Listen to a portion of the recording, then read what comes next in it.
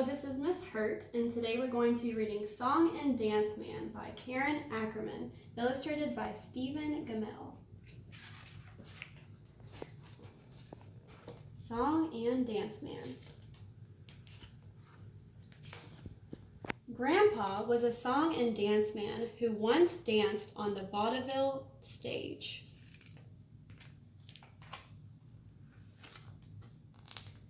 When we visit, he tells us about a time before people watched TV, back in the good old days, the song and dance days. Supper in an hour, Grandma calls from the kitchen. I wonder if my tap shoes still fit, Grandpa says with a smile. Then he turns on the light to the attic and we follow him up the steps, up the steep wooden steps.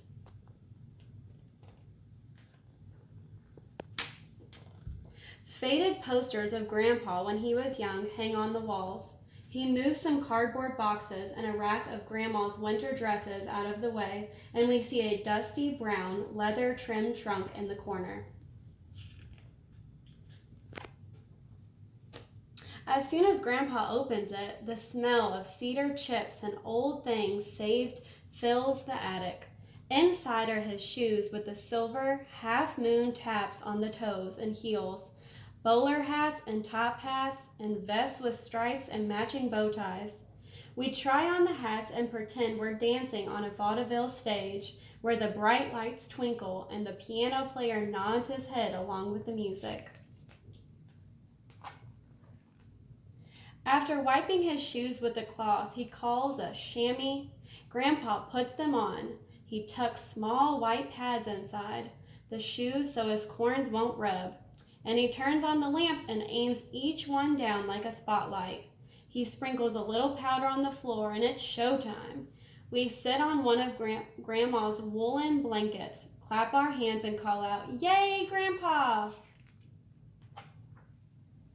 The song and dance man begins to dance the old soft shoe.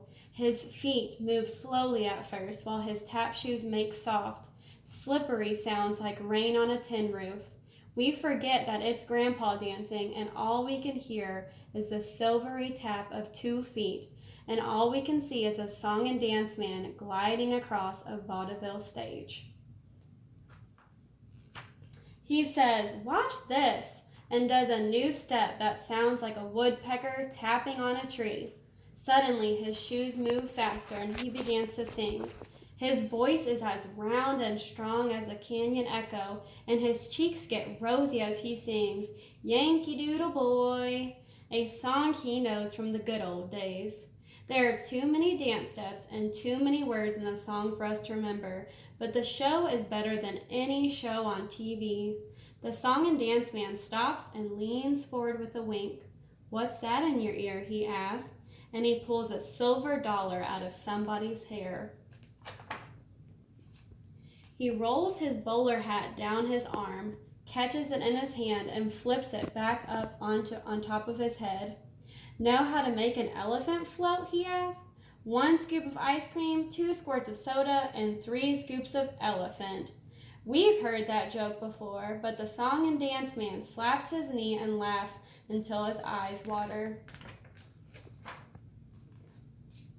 He tries to wipe them with a red hanky from his vest pocket, but the hanky just gets longer and longer as he pulls it out. He looks so surprised that we start laughing too, and it feels like the whole attic is shaking. Sometimes we laugh so hard the hiccups start, and Grandpa stops to bring us a glass of water from the bathroom. "Drink slow and hold your breath," he says, "or I'll have to scare you." Once your hiccups are gone, he gets a gold-tipped cane and a black silk top hat from the trunk. He lowers his eyes and tips the hat, and he's standing very still. All the lights are turned low except one that shines on his polished tap shoes. It's the grand finale, so the song and dance man takes a deep breath. He lifts the cane and holds it in both hands. Slowly, he starts to tap. His shoes move faster and faster, and the sounds coming from them are too many to make with only 2 feet. He spins and jumps into the air, touching the stage again. He kneels with his arms spread out, and the silk top hat and gold-tipped cane lie side by side at his feet. His shoes are still, and the show is over. We stand up together and clap our hands, shouting, "Hooray!" and more! But Grandpa only smiles and shakes his head. All out of breath, he takes off his tap shoes, wraps them gently in the chamois cloth, and puts them back in the leather-trimmed trunk. He carefully folds his vest and lays the top hat and cane on it, and we follow him to the stairway. Grandpa holds onto the rail as we go down the steps. At the bottom, he hugs us, and we tell him we wish we could have seen him dance in the good old days, the song and dance days. He smiles and whispers that he wouldn't trade a million good old days for the days he spends with us.